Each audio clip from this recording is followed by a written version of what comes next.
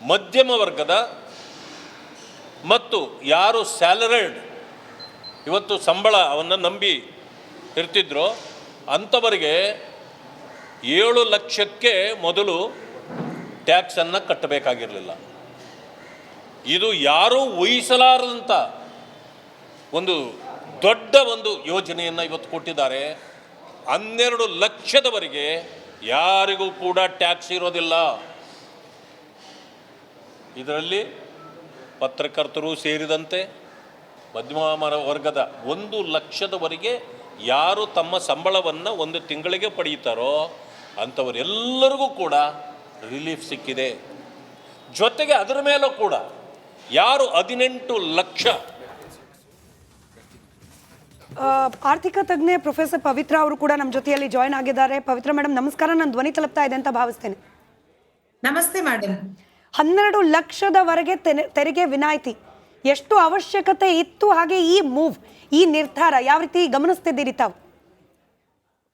Madam, ಕಳೆದ 3-4 ವರ್ಷಗಳಿಂದ ನಾವೆಲ್ಲರೂ ಕೂಡ ಅಂದ್ರೆ salaried especially middle class group ಅವರು ಇದನ್ನ ತುಂಬಾ ಎಕ್ಸ್ಪೆಕ್ಟ್ ಮಾಡ್ತಿದ್ವಿ, ಏನಾದ್ರೂ ವಿನಾಯಿತಿ ಇದೆಯಾ ಅನ್ನುವಂಥದ್ದು.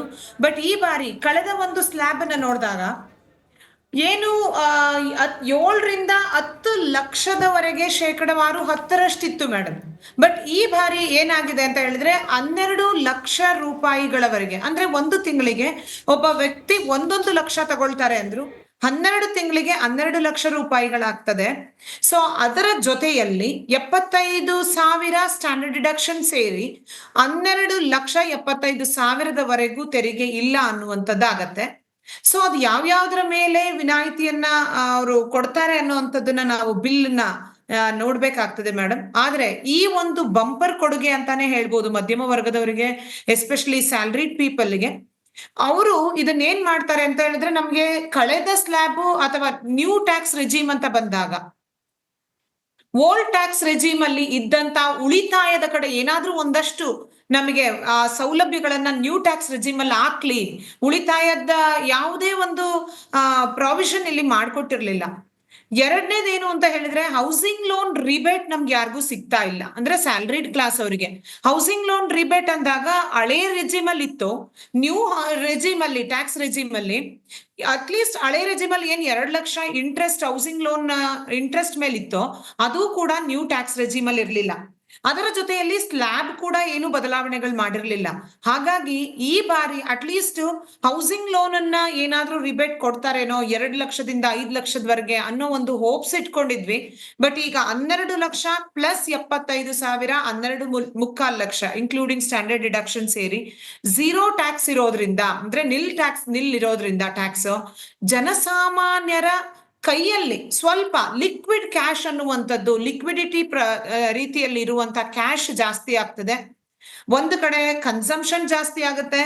ನಾವು ಕ್ಲಾಸಿಕಲ್ ಎಕನಾಮಿಕ್ಸ್ ಅಲ್ಲಿ ಹೇಳ್ತೀವಿ, savings is always equivalent to investment, ಉಳಿತಾಯ ಹೂಡಿಕೆಗೆ ಸಮನಾಗಿರುತ್ತೆ ಅಂತ. ಈ ಹಣ ಉಳಿತಾಯವಾಗಿ ಪರಿವರ್ತನೆ ಆದ್ರೆ ದೀರ್ಘಾವಧಿಯಲ್ಲಿ ಅಥವಾ ಇದು ಸರ್ಕಾರದ ಸ್ವಾಮ್ಯದಲ್ಲೋ ಬ್ಯಾಂಕ್ಗಳಲ್ಲೋ ಉಳಿತಾಯ ಮಾಡಿದ್ದಾದ್ರೆ ಅದು ಸರ್ಕಾರದ ಮೂಲಕವೋ ಇನ್ನ ಬ್ಯಾಂಕ್ಗಳ ಮೂಲಕವೋ ಹೂಡಿಕೆಯಾಗಿ ಪರಿವರ್ತನೆ ಆಗ್ತದೆ. ಒಟ್ಟಾರೆ ಜನರ ಬಳಿ ಕೈಯಲ್ಲಿರುವಂತ ಲಿಕ್ವಿಡ್ ಕ್ಯಾಶು ಜಾಸ್ತಿ ಆಗತ್ತೆ, ಕನ್ಸಂಪ್ಷನ್ ಜಾಸ್ತಿ ಆಗುತ್ತೆ, ಅವರ ಪರ್ಚೇಸಿಂಗ್ ಪವರ್ ಜಾಸ್ತಿ ಆಗುತ್ತೆ. ಅದರಿಂದ ಜನರು ಉಳಿತಾಯ ಮಾಡ್ಕೊಳ್ಬಹುದು ಅಥವಾ ಅದಕ್ಕೆ ಬ್ಯಾಂಕ್ ಅಲ್ಲಿ ಇಟ್ಟು ರೇಟ್ ಆಫ್ ಇಂಟ್ರೆಸ್ಟ್ ಕೂಡ ತೆಗೆದುಕೊಳ್ಬಹುದು ಬಡ್ಡಿಯನ್ನ. ಅದರ ಜೊತೆಯಲ್ಲಿ ಹೂಡಿಕೆಯನ್ನ ಮಾಡ್ಲಿಕ್ಕೂ ಕೂಡ, ಲಾಂಗ್ ಟರ್ಮ್ ಇನ್ವೆಸ್ಟ್ಮೆಂಟ್ ನ ಮಾಡ್ಲಿಕ್ಕೂ ಕೂಡ ಅನುಕೂಲ ಆಗತ್ತೆ. ಸ್ಮಿತಾ ಮೇಡಮ್.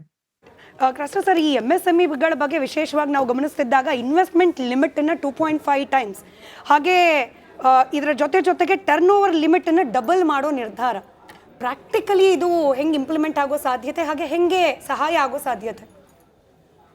ನಾವು ಬೆಳಗ್ಗೆನೇ ಡಿಸ್ಕಸ್ ಮಾಡ್ತೀವಿ, ಏನೂ MSME ಕೊಟ್ಟಿಲ್ಲ, ಮಿಡ್ಲ್ ಕ್ಲಾಸ್ಗೆ ಏನು ಕೊಟ್ಟಿಲ್ಲ ಅಂದ್ಬಿಟ್ಟು ಭಾಳ ಚರ್ಚೆ ಮಾಡಿದ್ದೀವಿ. ಆದರೆ ಇವಾಗ ಬಜೆಟ್ ತಿಳ್ಕೊಂಡ್ಮೇಲೆ ಇದೊಂದು ಜನಪರವಾದ ಬಜೆಟ್.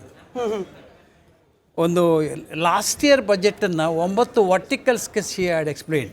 ದಿಸ್ ಟೈಮ್ 4 ಎಂಜಿನ್ಸ್ ಹಾಕಿದ್ದಾರೆ ವರ್ಟಿಕಲ್ ಬದಲು. Agriculture, MSME, export, investment. So ಈ 4 ಇಂಜಿನ್ಗಳನ್ನು ಹಾಕಿಸ್ಬಿಟ್ಟು ಈ ವಿಕಸಿತ ಭಾರತಕ್ಕೆ ಹೋಗುವ ದಾರಿನ ಒಂದು ತೋರಿಸಿಕೊಟ್ಟಿದ್ದಾರೆ.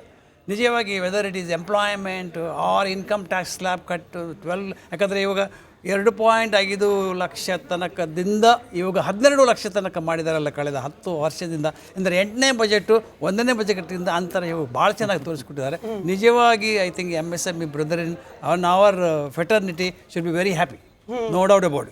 ಅದರಲ್ಲಿ ಒಂದು ಚಿಂತನೆ ಏನಂದರೆ ಈ ಕಾರ್ಪೊರೇಟ್ ಟ್ಯಾಕ್ಸ್ ಇದೆಯಲ್ಲ, ಇನ್ಕಮ್ ಟ್ಯಾಕ್ಸ್ಗೆ, corporate tax and income tax ಇಲ್ಲ, ಈ ಪ್ರೈವೇಟ್ ಲಿಮಿಟೆಡ್ ಕಂಪನಿಗೆ 25% ಇದೆ. whereas ಪ್ರೊಪ್ರೈಟರ್ ಆ್ಯಂಡ್ ಪಾರ್ಟ್ನರ್ಶಿಪ್ ಕಂಟ್ರಿಗೆ ಸ್ಟಿಲ್ 35% ಇದೆ. ಬಹುಶಃ ಅವರು ಏನು ನೆನೆಸ್ತಾರೆ ಅಂದರೆ ಈ ಪ್ರೊಪ್ರೈಟರ್ ಮತ್ತು ಪಾರ್ಟ್ನರ್ಶಿಪ್ ಕಂಪನಿ ಅಂದರೆ ಈ 95% MSME ಇದೆ ಅಂತ ನಾವು ಆವಾಗ ಹೇಳ್ತೇವೆ. Most of them are proprietor and partner.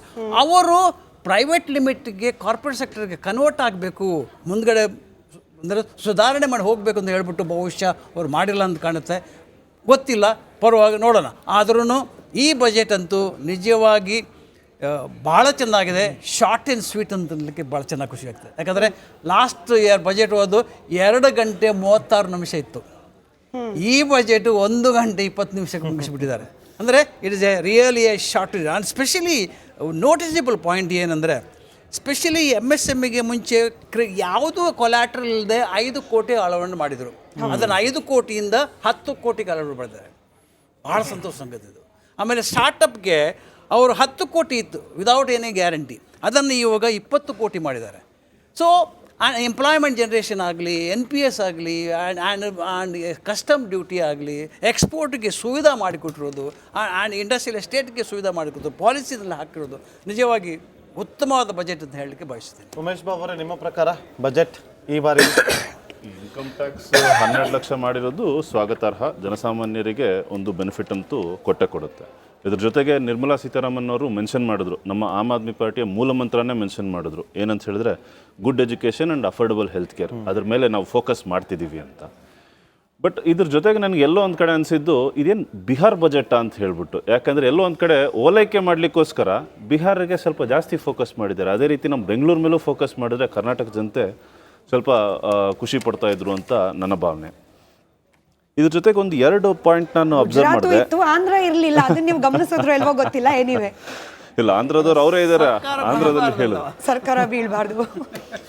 So ಇವರು ಮೋಸ್ಟ್ಲಿ ಲಾಸ್ಟ್ ವೀಕ್ ಟೆನ್ಷನ್ ಕೊಟ್ಟಿದ್ದಕ್ಕೇನೋ ಮಾತಾಡಿದ್ರು ಅನ್ಸುತ್ತೆ. ಒಂದು ಎಥರ್ನೆಟ್ ಸ್ವಿಚಸ್ ಕೆರಿಯರ್ ಗ್ರೇಡ್ದೊಂದು, ಮತ್ತು ಕೋಬಾಲ್ಟ್ ಬಗ್ಗೆ ಒಂದು, ಮತ್ತು ಲಿಥಿಯಂ ಅಯಾನ್. ಸೊ ಇದು ಎಲ್ಲೋ ಒಂದು ಕಡೆ ಒಂದು ಇಬ್ಬರು ಬಿಗ್ ಇಂಡಸ್ಟ್ರಿಯಲಿಸ್ಟ್ ಆಫ್ ಇಂಡಿಯಾ, ಇವ್ರಿಗೆ ಸಪೋರ್ಟ್ ಮಾಡಲಿಕ್ಕೆ ಅವರು 1 ವೀಕ್ ಬ್ಯಾಕ್ ಮತ್ತು 1 ಮಂತ್ ಬ್ಯಾಕ್ ಮೆನ್ಷನ್ ಮಾಡಿದರು ಈ ಇಂಡಸ್ಟ್ರೀಸ್ಗೆ ಎಂಟ್ರ್ ಆಗ್ತಿದ್ದಾರೆ ಅಂತ ಹೇಳ್ಬಿಟ್ಟು.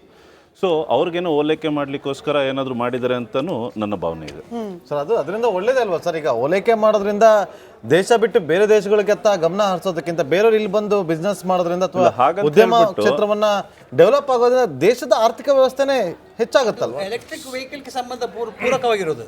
ಎಲೆಕ್ಟ್ರಿಕ್ ವೆಹಿಕಲ್ ಪೂರಕ ಇದೆ, ಮತ್ತು ಇಂಡಸ್ಟ್ರಿಯಲೈಸೇಷನ್ ಒಂದು ಬ್ರಾಡ್ ಬೇಸ್ಡ್ ಆಗಿರಬೇಕು. ಯಾರೋ ಒಂದು ಇಬ್ಬರು ಬಿಗ್ ಇಂಡಸ್ಟ್ರಿಯಲಿಸ್ಟ್ಗೋಸ್ಕರ ಹೆಲ್ಪ್ ಮಾಡಲಿಕ್ಕೋಸ್ಕರ ಮಾಡ್ದಂಗೆ ಇದೆ ಇದು ಇವೆರಡು ಪಾಲಿಸಿ. ದೆಹಲಿಯಲ್ಲೇ ನೋಡಿ, ನಿಮ್ಮ ಒಂದು ನೀರನ್ನ ಇಟ್ಕೊಂಡು ಬಾಟ್ಲಲ್ಲಿ ವಿಷ ಅಂತೇಳಿ ನೀವು ಹೇಳಿದ್ರಿ. ಇಲ್ಲ, ಬಿಜೆಪಿ ವಕ್ತಾರರ ಮುಖದಲ್ಲಿ ಮಂದಹಾಸ. ಯಾಕಂದ್ರೆ ಕ್ರಿಟಿಸೈಸ್ ಮಾಡ್ಲಿಕ್ಕೆ ಅವಕಾಶಗಳು ಕಡಿಮೆ ಕಾಣಿಸ್ತಿದ್ಯಾ ಅಂತ ಹೇಳಿ. ಬಟ್ ರಾಜಕೀಯ ಏನಿವೆ ಬಂದೇ ಬರುತ್ತೆ. ಈಗ ಆಲ್ರೆಡಿ ಬಿಹಾರ್ ಬಜೆಟ್, ಬಿಹಾರ್ ಓಲೈಕೆ ಅಂತ ಬಂದ್ಬಿಡ್ತು.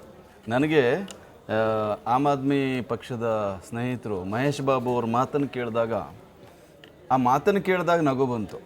ಸಹಜವಾಗಿ ಬಜೆಟ್ ಭಾಷಣ, ಸ್ಮಾರ್ಟ್ ಆದಂಥ ಬಜೆಟು, ಸರ್ವಸ್ಪರ್ಶಿ ಆದಂಥ ಬಜೆಟು ನಮಗೆಲ್ಲರಿಗೂ ಖುಷಿ ಕೊಟ್ಟಿದೆ.